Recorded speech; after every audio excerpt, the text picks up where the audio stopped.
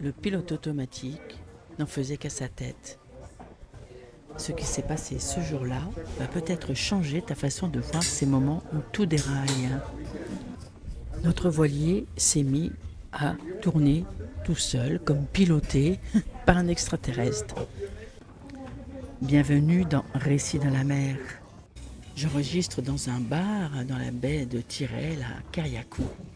Je te partage des expériences vécues en navigation, des moments vrais qui viennent éclairer ce qui se passe en nous. À la fin, je t'invite à un court voyage méditatif inspiré par cette histoire. En longeant le nord de Grenade, en remontant sur les Caraïbes, notre voilier, sous pilote, se met soudain à faire le tourniquet. Le voilà qui amorce un demi-tour, sans tambour ni trompette. Le capitaine et moi manquons de nous cogner en nous précipitant sur la barre. Merde, le pilote vient de lâcher. Tout au moins, c'est ce que nous diagnostiquons dans l'instant. La brise suivante n'étant pas loin, nous barrons jusqu'à cette baie de Carriacou. Et là, mince, la commande de Guindo se fait vraiment prier. Le WD-40, ce dégrippant fameux, n'a pas fait son job. Heureusement, le capitaine a en acheté une neuve qui le narguait sur les rayons de Ship Chandler. Je file donc changer ce sésame pour jeter l'ancre. Nous restons intrigués par le comportement du voilier, tout en vidant les coffres d'une quantité de caisses de bricolage dignes des rayons de Castorama pour accéder au pilote. Mon chéri le capitaine, véritable géo-trouve-tout, est certain de découvrir une mâchoire mécanique dévissée, comme cela nous était arrivé à Gibraltar. Après un bon quart d'heure à déplacer des lourdes caisses, à se faufiler autour de la barre, en tenant compte du léger balancement permanent du voilier, je te promets, je pourrais être funambule, avec vue imprenable sur le sommet frisotant du crâne du capitaine plié en 12 dans le caisson arrière, nous découvrons un pilote en parfaite capacité de ses moyens. Alors, après quelques coups de clé et de WD-40, histoire de valider notre demi-heure de contorsionniste, nous reprenons nos interrogations. Juste avant l'épisode du voilier fou, j'avais questionné mon équipier en chef sur la route choisie. Avais-je une prémonition ? Capitaine, tu ne trouves pas que nous sommes un peu trop proches de cette zone interdite que nous voyons sur la carte ? Kikem Jenny, un volcan sous-marin encore actif. Nous avions pourtant contourné cette zone, mais quand même nous étions assez proches. Et là, dans mon ressenti, je reconnais quelque chose. Ayant navigué il y a de nombreuses années près du phare des Roches d'Ouvre dans la Manche, mon ressenti est identique. Un phénomène magnétique qui affole les boussoles. Après consultation de notre ami Google, en effet, autour de Kikem Jenny, ces phénomènes peuvent exister. Bien que personne, oh non, personne, ne nous ait jamais rien mentionné à ce sujet. Reconnais, cher intrépide, que ce n'est pas banal. Au moins j'aurai des histoires à raconter à mes petits-enfants, lorsque j'aurai avalé suffisamment d'eau de mer et traversé assez de bizarreries pour larguer les amarres jusqu'à mon canapé. Peut-être que toi aussi, tu connais ces moments où tout semble se dérégler, où tu ne comprends pas, où tu cherches ce qui ne va pas. Alors que parfois, ce n'est pas que quelque chose ne fonctionne pas, c'est que tu traverses une zone que tu ne comprends pas encore. Une véritable zone énergétique, faite des gens que tu rencontres, des situations qui se passent autour de toi, qui sont vibrations. Une zone que tu ne comprendras peut-être jamais. Il y a un lâcher-prise, accueillir ce qui est, ne pas vouloir contrôler, même si quelques explications peuvent ensuite être bénéfiques.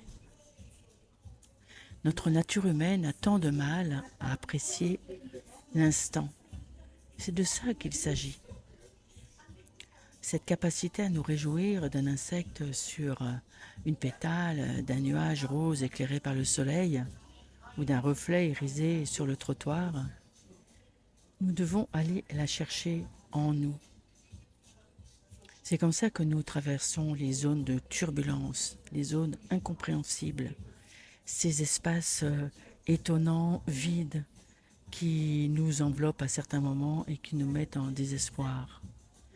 C'est nulle part ailleurs qu'en nous-mêmes que la solution existe. Et ce voyage-là, il est gratuit, à notre portée, à chaque instant. N'est-il pas le plus difficile, ce voyage? S'arrêter, entrer en soi, accueillir ce qui surgit, souvent inconfortable, angoissant, très souvent, au début, et pourtant profondément transformateur.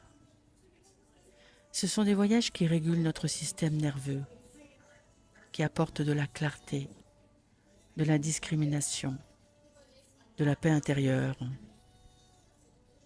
C'est désormais là que je mets mon propre focus.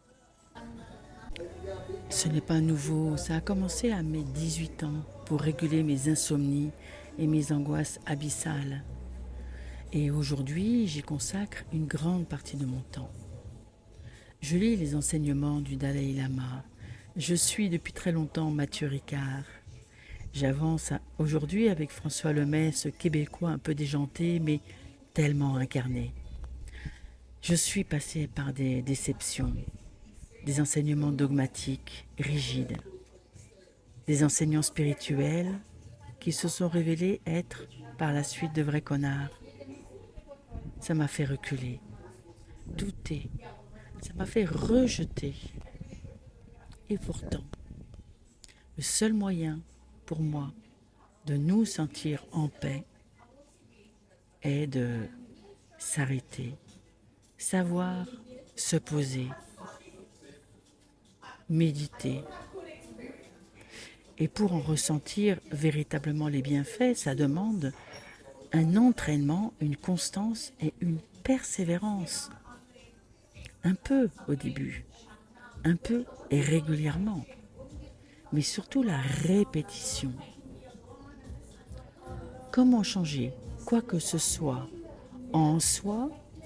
Comment changer notre propre vibration sans répéter de nouveaux comportements, sans répéter quelque chose qui va changer notre propre rayonnement, pour ne pas nous laisser affoler par le rayonnement, la vibration alentour. Aujourd'hui, tout ce que j'intègre petit à petit dans ce voyage en mer et ma pratique de la méditation plus assidue, je le partage dans ces épisodes, les récits de la mer et voyages méditatifs. Alors non, je ne me prétends pas une enseignante spirituelle. Ce qui m'intéresse, c'est de transmettre à celles et ceux qui, comme moi, connaissent l'anxiété, le tumulte intérieur, cette difficulté à s'aligner. Parce que oui, même quand tout part en vrille, nous pouvons nous poser. Nous pouvons sentir la sécurité. En nous arrêtant quelques instants, nous pouvons observer ce qui se passe. L'observation, tout simplement, apporte du calme. Il n'y a pas forcément besoin de s'isoler. Je me souviens un jour, un sage me disait, alors que je lui posais cette question, « Swamiji, comment méditer avec 4 enfants et une vie pleine à ras-bord ?» Il m'a répondu, « Il n'y a pas de plus grand méditant qu'une maman. » J'ai mis du temps à comprendre. Je pense que j'ai mis des années. La vraie méditation, ça n'est pas un moment à part, s'isoler du bruit, s'isoler de l'agitation autour. C'est une manière d'être et de trouver ce calme en soi en toutes circonstances. Nous sommes chacun un océan de sérénité dès lors que nous nous entraînons à aller la contacter. Alors je t'invite maintenant à fermer doucement les yeux. Je t'invite à accueillir tout ce bruit qu'il y a autour de moi. Peut-être tu es agacé. Et pourtant, le chaos s'invite à chaque instant dans nos vies. Le bruit de la rue, de la musique qui sort d'un bar, les enfants qui s'amusent ou qui crient, les voitures qui roulent, un avion qui passe. Je t'invite à vraiment respirer et accueillir, te laisser traverser par l'environnement qu'il y a autour de toi.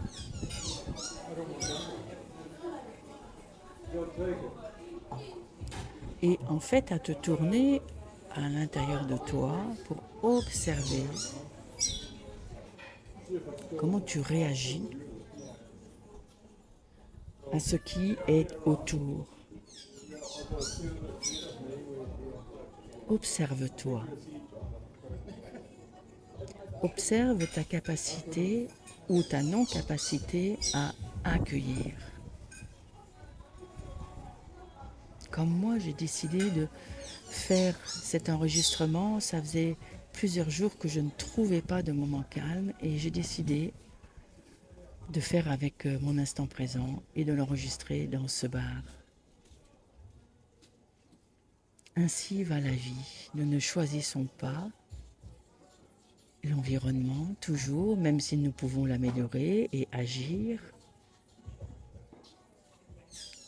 Et très souvent, nous avons besoin de nous ressourcer dans des situations qui sont inconfortables, des situations difficiles. C'est ce que ce Swami m'a dit. Il n'y a pas plus grand méditant qu'une maman, occupée à 90% de son temps par sa famille. C'est ce message que je veux transmettre. C'est que quelle que soit la situation dans laquelle nous sommes, il y a la possibilité de trouver la paix qui est nulle part ailleurs qu'en nous-mêmes. Se poser, s'arrêter, suivre le cheminement de son souffle,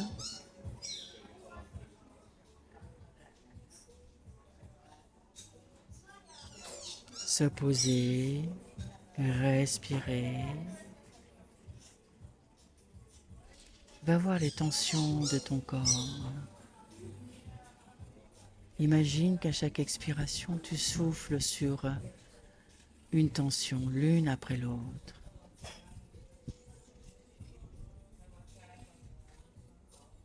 Un souffle après l'autre, tu souffles sur une tension. Tu mets ton focus dessus et tu souffles sur la tension.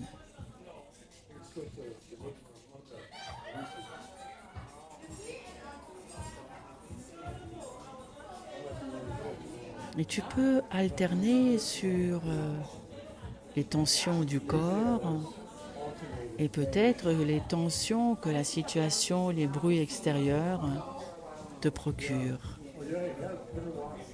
De l'agacement, de la crispation.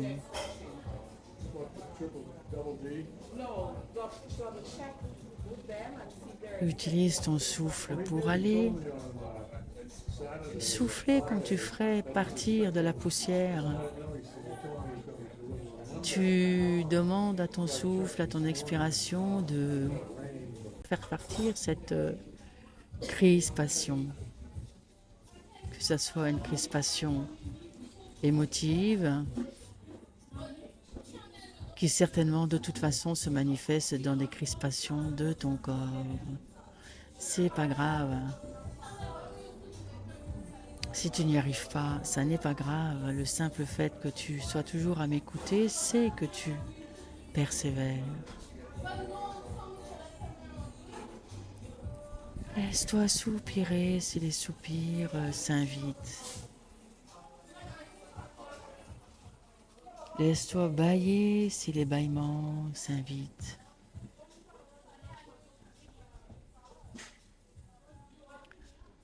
Laisse-toi accueillir sans aucun jugement le chaos sonore que tu perçois autour de cet enregistrement et peut-être aussi autour de là où tu es.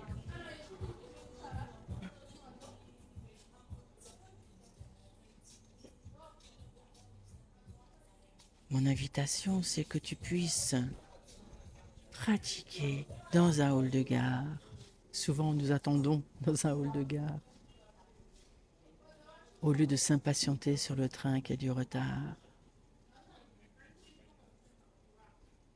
L'invitation, c'est d'arriver à te retirer en toi dans n'importe quelle circonstance. La paix, elle est disponible gratuitement 24 heures sur 24, toute notre vie. Et c'est nous et personne d'autre qui avons la responsabilité d'aller la contacter. Et c'est un entraînement. Encore et encore.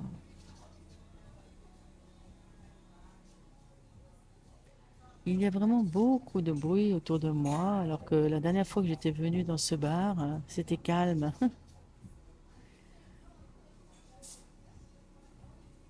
Faire avec ce qui est.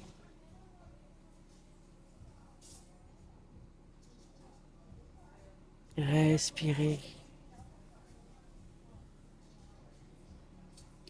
Regarder avec un sourire ces deux vieux messieurs anglais qui discutaient fort autour de moi. Écouter avec un sourire une machine à côté qui s'occupe de réparer un voilier.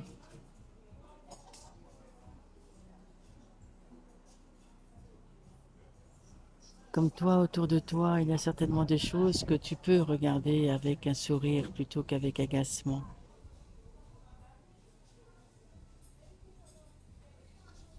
Cette méditation de quotidien nous aide à chaque instant.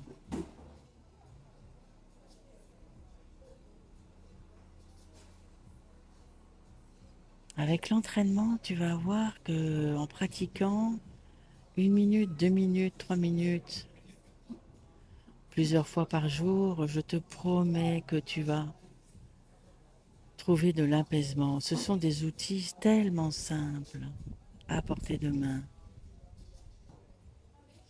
à portée de toi, en toi. Voilà, respire.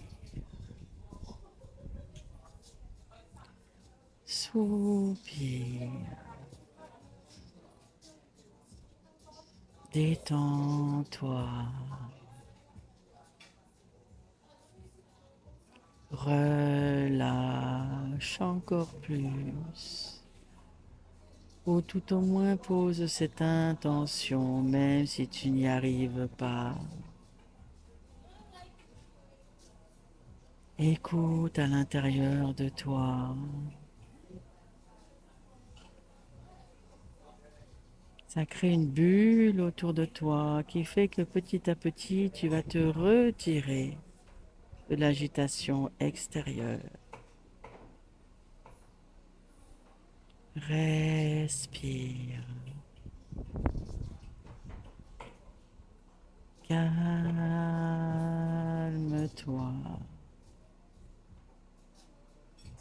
Descends à l'intérieur de toi. Pose-toi.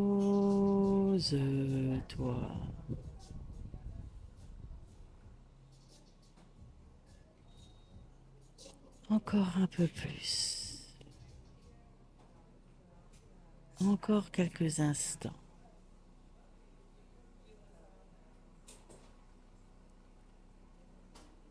Je te promets, c'est un secret de vie, de sérénité.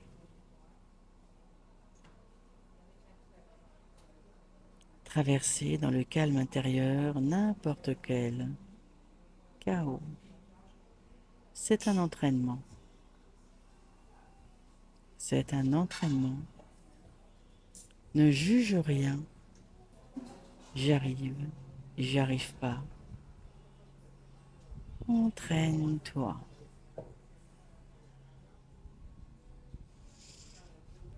Voilà, je vais te laisser. Prends bien le temps, soit de continuer un peu à être posé, soit de réveiller ton corps, tes mains, tes pieds, frotter ton corps. Prends bien le temps de réveiller ton corps, tout ton être, revenir à un état de conscience active. Et je te dis à bientôt pour un prochain épisode des Récits de la mer.